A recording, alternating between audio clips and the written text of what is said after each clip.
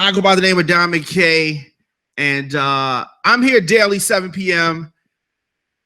I got a special guest in the building, and I'm going to let you go ahead and introduce yourself, sir. What up? It's the BOSS Bossman. You know what I'm saying? Chilling.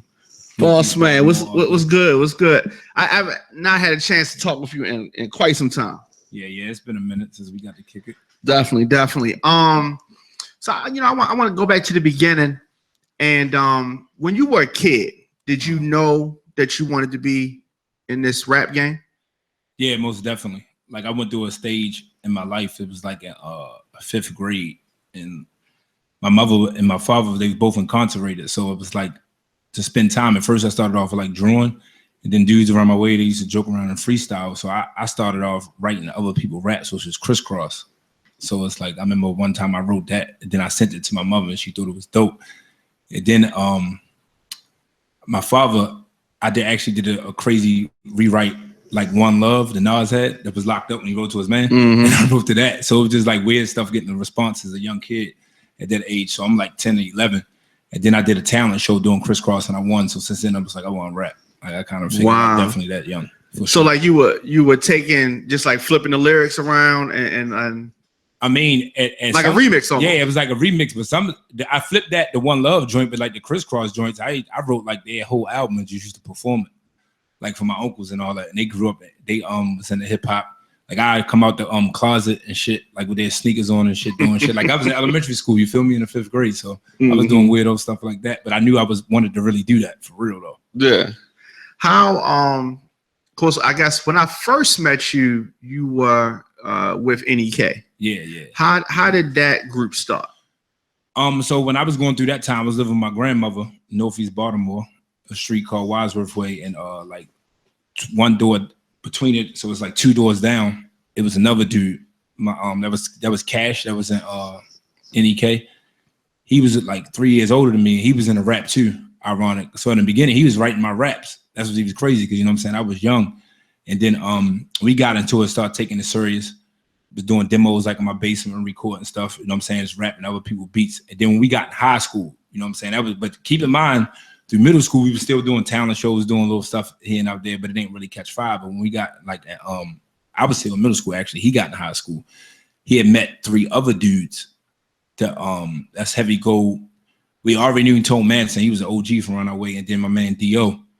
And then he was like, yo, I got some other dudes to rap, you know what I'm saying? They come and check me out. So we just started spitting, and it was like, we just had to connect it. Like we thought we was the firm. Like that, you know what I'm saying? Because everybody's favorite rapper was Nas. So that's what we all had in common.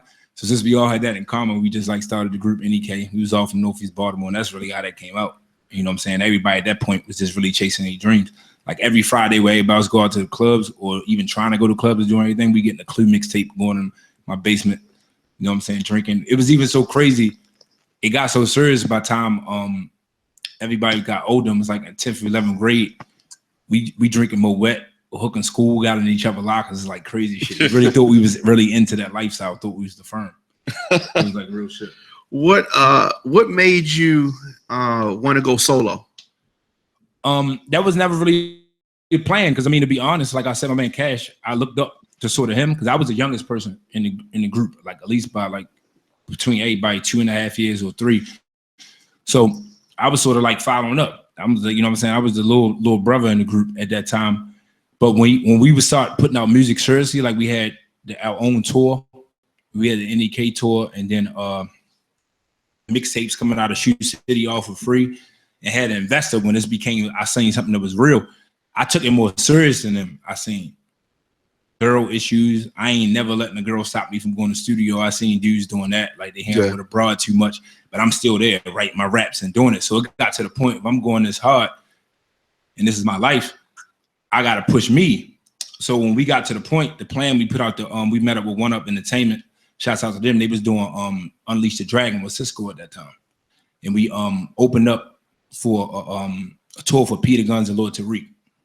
And that's how we got put on with them. Like the promoter put us on with them, was like, I got some dope boys from Baltimore. We drove to DC, rap fam, so he let us in the studio. So with all that going on, we put out the NEK project, and the plan was always to do like the Wu-Tang kind of thing. It was like whoever got the most buzz next get a solo project. Yeah, I was in a group at that time, but people, everybody we passed the music out to was saying the dude Jimmy Hash, yo, he just dope. And it was just like naturally coming back.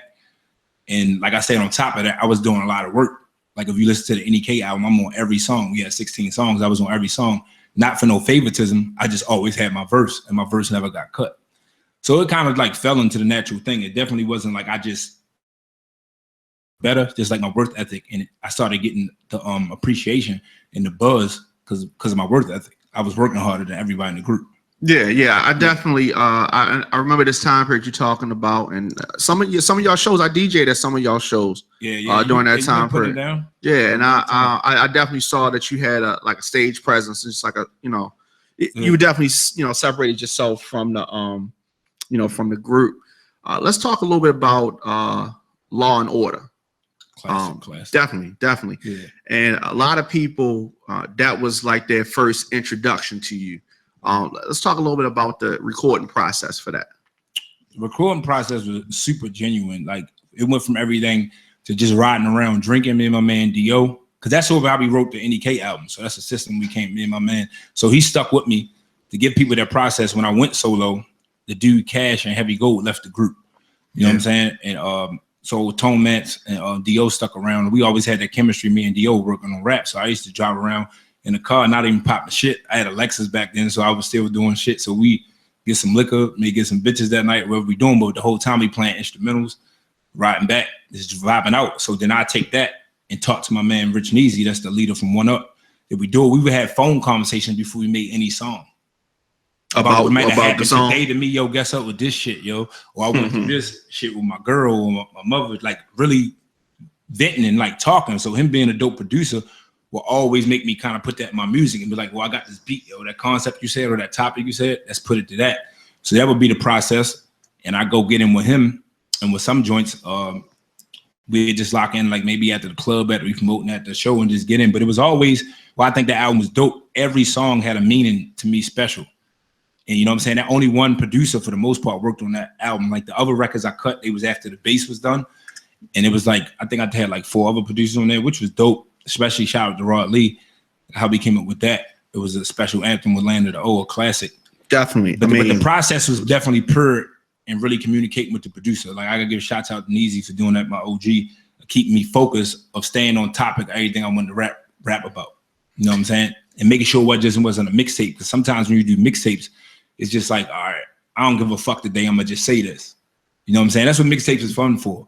But it's like, I grew up off classic albums, The Chronic, Ready to Die, like Illmatic. It was written Reasonable Doubt, like shit where a motherfucker want to get a point across. So that was like real special, and my producer made sure that came through.